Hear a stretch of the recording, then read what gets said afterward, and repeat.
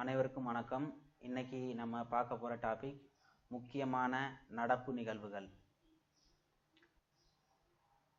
இந்த நடப்பு நிகழ்வுகள் பற்றின ஒரு 5 வீடியோ இதுக்கு முன்னாடி போட்டிருக்கேன், அதையும் தவறாமல் பாருங்கள்.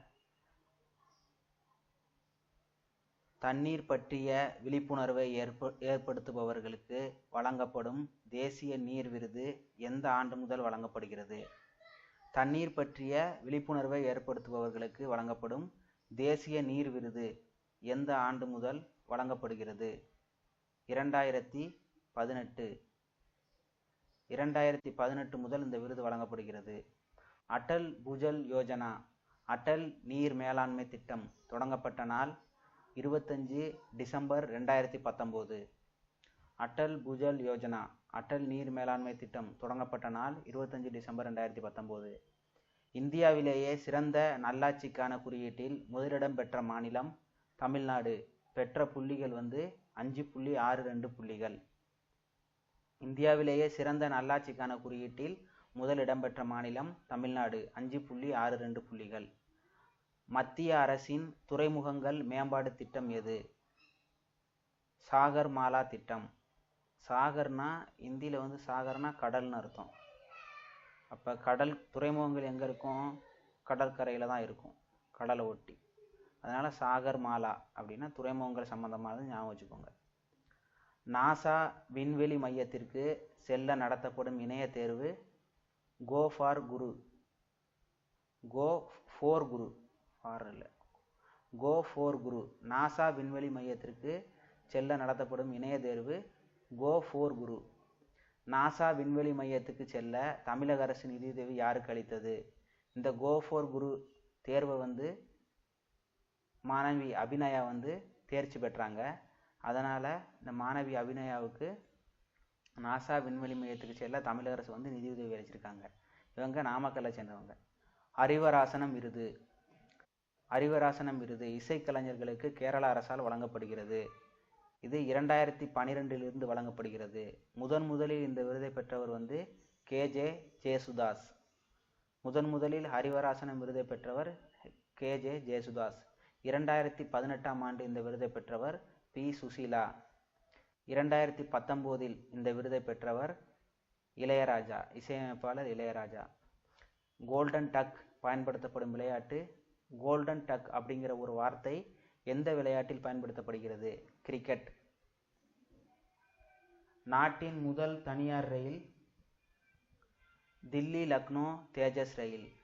நாட்டின் முதல் தனியார் ரயில் தில்லி லக்னோ தேஜஸ் ரயில். NPR.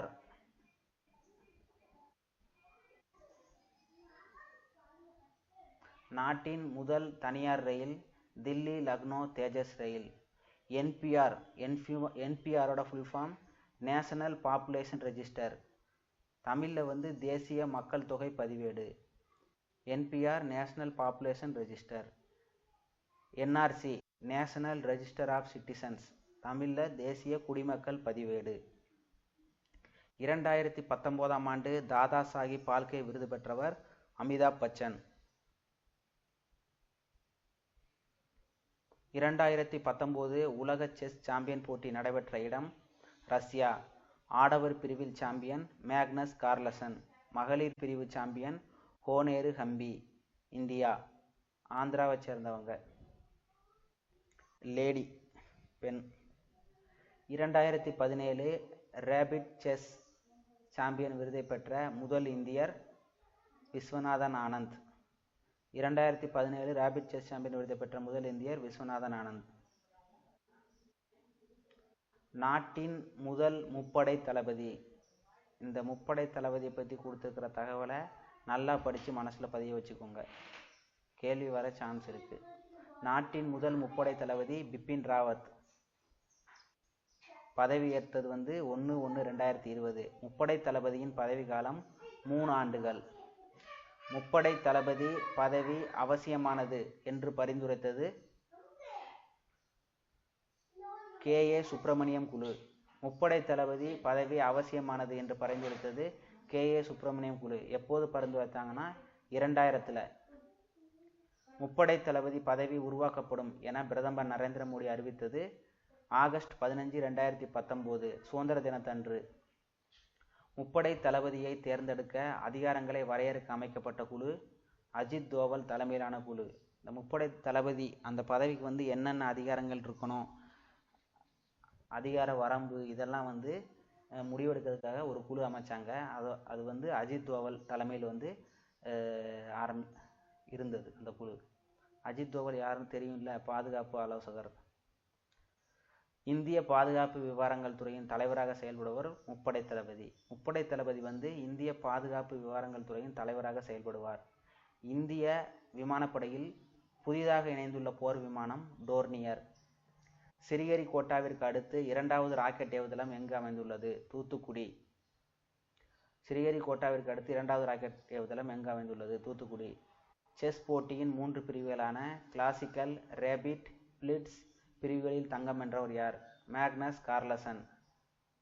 எண்ணெய் வித்துக்கள் உற்பத்தியில் அதிக விளைச்சலை அடைந்ததற்கான சிறந்த வேளாண் தொழிலாளர் விருது பெற்ற மாநிலம் தமிழ்நாடு. மத்திய அரசால் வேளாண்மையில் சிறந்து விளங்கும் மாநிலங்களுக்கு வழங்கப்படும் விருது கிருஷி கர்மான் விருது. இந்த கிருஷி கர்மான் விருதை தமிழக அரசு ஒரு 5 முறை பெற்றிருக்கு. தமிழக அரசின் செந்தமிழ் சொற்பிறப்பியல் திட்ட இயக்ககம் மூலம் வழங்கப்படும் விருதுகள் 2 விருது வழங்குறாங்க. ஒன்று தேவநேய பாவனர் விருது, இது உள்நாட்டு தமிழறிஞர்களுக்கு மட்டும் வழங்கப்படும் விருது. வீரமாமுனிவர் விருது.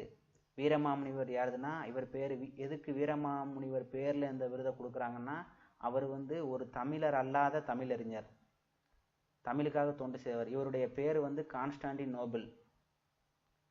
அதனால தான் இந்த தமிழர் அல்லாத தமிழுக்கு தொண்டு செய்வர்களுக்கு வழங்கப்படும் விருதுக்கு வீரமாமுனிவரோட பெயர் வச்சிருக்காங்க.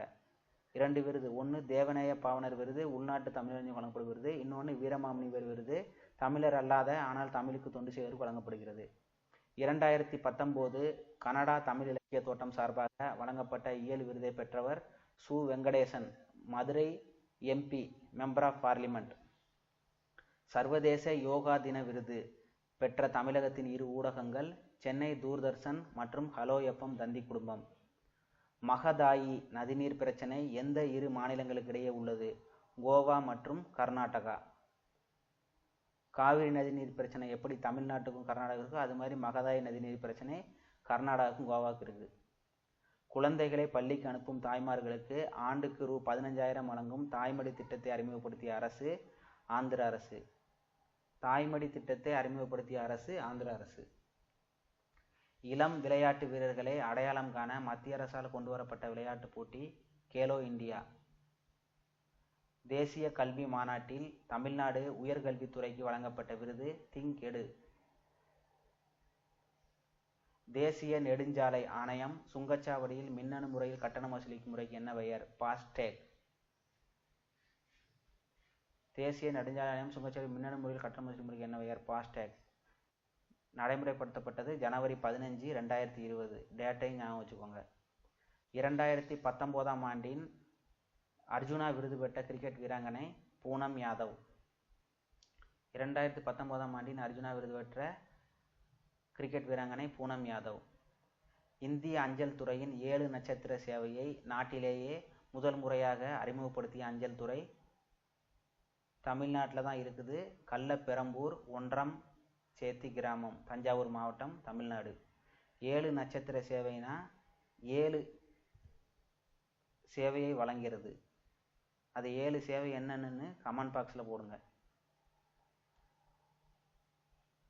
ஊரக பகுதிகளில் விளையாட்டுகளை ஊக்குவிக்க தமிழக அரசு தொடங்கிய திட்டம் அம்மா விளையாட்டு திட்டம். நடைமுறைப்படுத்தப்பட்டது ஜனவரி 13, 2020.